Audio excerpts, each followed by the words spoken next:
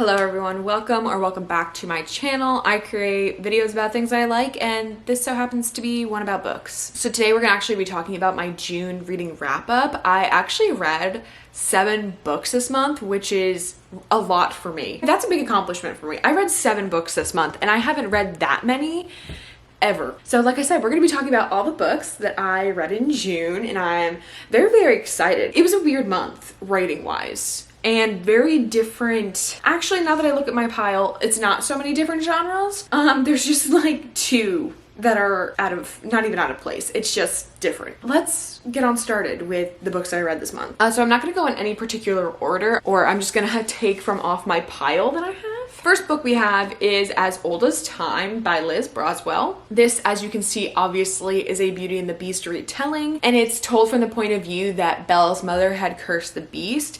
So basically, I really did actually enjoy the retelling of the story and the way that they took it. I thought it was different enough to where it like kept me entertained for a certain amount of time, but overall I wasn't like too over entertained or anything like that. I wasn't necessarily drawn in so much. It was good, and I would recommend it if you're someone looking for like a fairy tale retelling, but otherwise I don't know what it was, it just like didn't really do it for me. I ended up rating this one like a 3 stars, but like I said, overall I really liked the course that they took the book and like the changes that they did made to make it a little bit more interesting and not necessarily so close to the actual like Beauty and the Beast story. And obviously it still follows Belle and the Beast after he takes her captive. I've said it before and I'll say it again. I'm not good at describing books, so I'm really sorry if I like give anything away. I really try not to. And I feel like after I think about what I just said, I think I didn't give anything away. Did I? I don't know. Anyway, let's move on to the next book. Next up we have Love Theoretically by Ali Hazelwood. Ali Hazelwood for me is an instant buy. Like I literally ran to the store the day that this book came out and I bought it obviously at Target. Didn't know how I felt for a little while. This book follows Jack and Elsie, who are rival physicists. She's a theoretical physicist and he's a experimental physicist. I think that's what it's called. Obviously Ali Hazelwood in the past has been writing books about STEM and women in STEM, which is very interesting. In this book, they do follow a lot more of like the science aspect a little bit, but not as much as she has in Love on the Brain. That's one of the biggest differences I would notice from like the 2 newest releases that she has. So this one does follow more of Jack and Elsie's relationship and how they're rivals and what led up to them being rivals. So basically the storyline of this is that Elsie is trying to get a professor's job at MIT, and basically her rival physicist is the head of the MIT department, but obviously she doesn't know that at the time of going in to the interview. So she does this big old long interview that takes course over a few days, trying to really get this job despite the fact that Jack, who's her rival, is kind of basically in charge of if she's gonna get the job or not. I ultimately ended up giving this book only a 3 stars. It was just so underwhelming for what I thought the book was gonna be. I thought it was gonna be so much better. And granted, that's just my opinion. One thing I did really love about this book though was that there is an Adam and Olive cameo within the book. That was really nice to see, and I really enjoyed that. I just like didn't connect with the characters, and I didn't see the characters connection whatsoever, and it was just like really not hard for me to get through, but it was almost kind of like I was just like I'm not feeling this. There was times where I felt like I kind of wanted to like put it down. I wasn't like addicted to reading it like I have been in the past with some of her books, where it's like, oh my god, I can't put it down, or like all I can think about when I'm not at home reading the book is reading what happens next in the book. I just didn't feel that with this. I honestly found the 2 main characters very annoying and very I don't want to say self-loathing, that's not the right word, but they were very much like annoying, if that makes sense. Some of the conflicts like at the end just didn't make sense, and I was just like, okay, like whatever. Overall, like I said, 3 stars. I would still recommend it because I like Ali Hazelwood's style of writing, and I think she tells a very interesting story, just this one wasn't it for me. Next up, we have Happy Place by Emily Henry. This book obviously has been talked about so much over the past like 2 months. If you don't know what this book is about already, then clearly you're under a rock, because I've talked about this book I think in 3 different videos already, and I've explained what it is about each time, but I'll go over it a little bit again. This book follows Wynne and Harriet, And basically they have just broken up. They are now going on their annual vacation with their friend group, but nobody knows that they broke up. So they're pretending to be together while they're on this vacation so that it's not awkward for anybody while they're on vacation, and then they're gonna tell them at the end that they had broken up. But obviously things happen and they're going through a lot of changes within their friend group. But basically, yeah, they have to pretend like they're in love for a whole week until it's over. I did end up really enjoying this book. The only thing about Emily Henry's books, which I have said in the past and I obviously will say again, is that her pacing is super slow. Never end up rating her books, I feel like, kind of what they deserve, because I just don't like slow pacing, and it's just so slow that like it's taking me forever to read the book. It almost makes me feel like I'm not enjoying it because of how slow I'm reading it. Now, like I said, this book has been talked about a lot the past like 2 months, and do I say it's overhyped? Yeah, it's a little overhyped, honestly. The writing is still very good. I think Emily Henry is a very good author, and she's going to do nothing but excel even more as her writing career goes on. Her writing actually is so much more natural than other people's, especially like within the dialogue of the characters.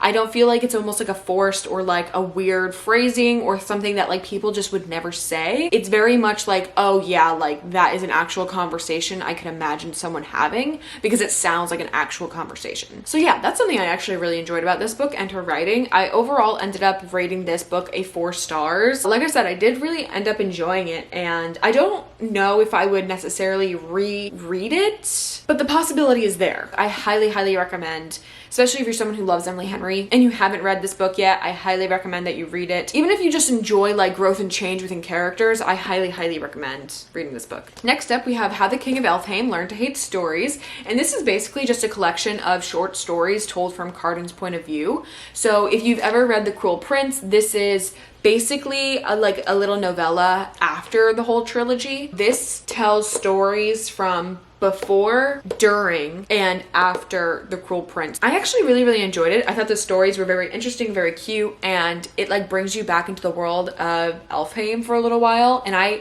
loved the Cruel Prince series. Going back into it and seeing like something a little bit from Cardan's point of view was actually really nice, and I really enjoyed that. I don't have much to say about it because it is a very short book filled with basically short stories. So I ended up rating it a 4 stars just because I liked being back in the world of Elfhame and fairy. You know, it was cute accumulation of short stories to see a little bit of Cardan's past and his thoughts during The Cruel Prince and everything like that. So I do recommend if you want a cute little novel. Also, we have to talk about like the drawings, because like look how beautiful, like cute and well drawn this is. Let me find an actual look at that. Like, how pretty is that? This is such like a pretty, well drawn book with pictures. Like it's so cute. Like, I love the drawings. And this is like Cardan and Jude. I don't mean to be giving away the whole book, but look how pretty that is. It is so pretty. Next up, The Cheat Sheet by Sarah Adams. And this book, I cannot tell you how much I actually really loved and enjoyed this book. This just gave me all cutesy, giddy vibes, and I absolutely love it and I'm obsessed with it. Story basically is a friends to lovers about Bree and Nathan. They are friends, obviously, and Bree feels like she's stuck in the friend zone. She's hopelessly in love with Nathan. So yes, this is a friends to lovers, fake dating, and sports novel, basically. Sarah Adams writes really great, like cute little cheesy romances. It was super cheesy, and it does basically remind me of like a cheesy Netflix movie. It was so worth it. Like, there was no part of it that like really made me cringe. I felt super giddy while reading it, and I'm just like absolutely obsessed. Okay, like I loved this book. I ended up giving it a 5 stars, which is a lot for me. Okay, like this book actually punched me in the face. Like, that's what I mean when I say a book like it's a 5-star read. All right, like I literally am just like taken off guard. I'm like, oh my god, I can't believe it gave me that 5-star feeling. Highly recommend if you really like Sarah Adams, or if you like non-spice, cheesy little cutesy romances that are really quick reads. This book is just over 300 pages, and you can tell it's like pretty small.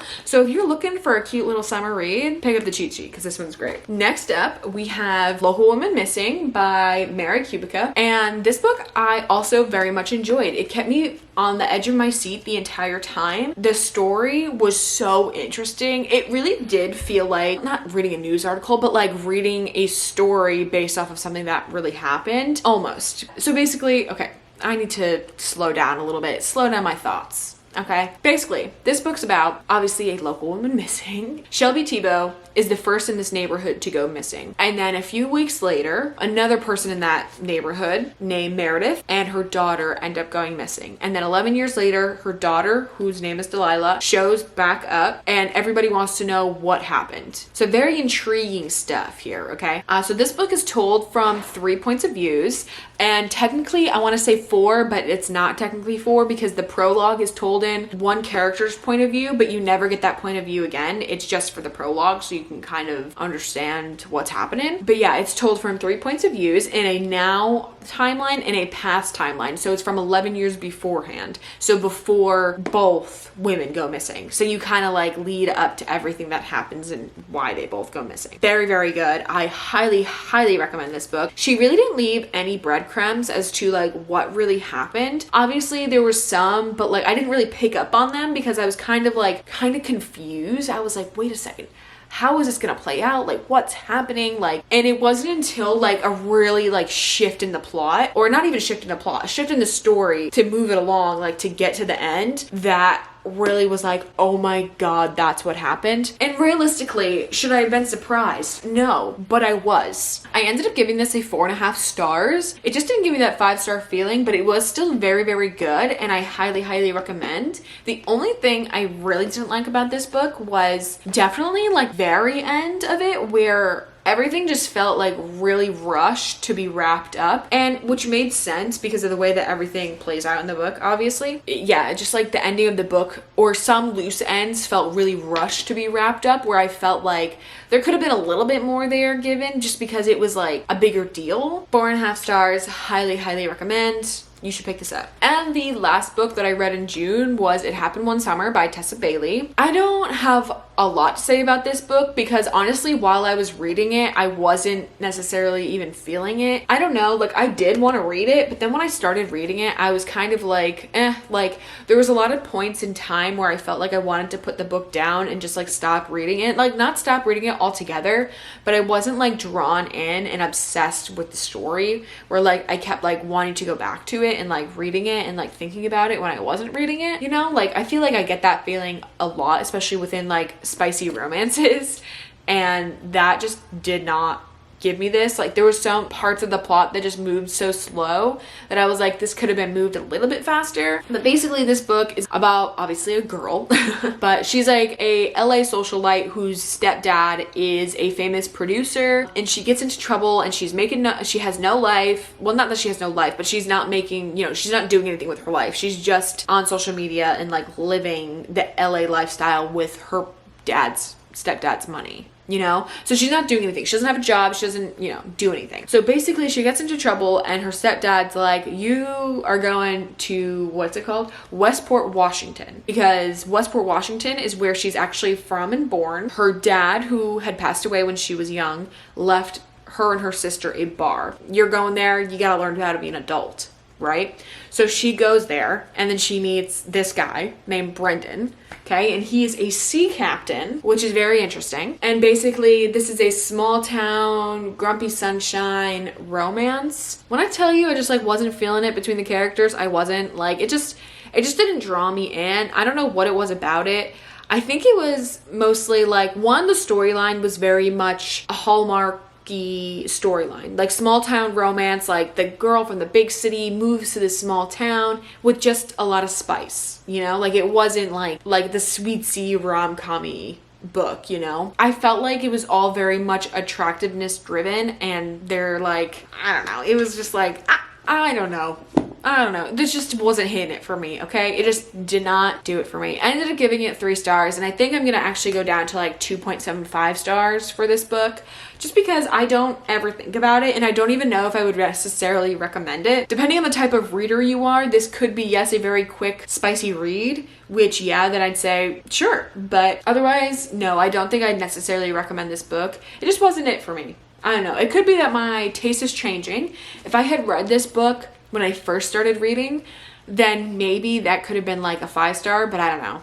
I don't know. Now that my taste has changed a little bit, definitely 2.75. Yeah, I don't know. That was the last book that I read. Those were all the books that I read in June. But like I said, I read 7 books this month. 7. That's like a lot. That's a lot this month. Well, this is July.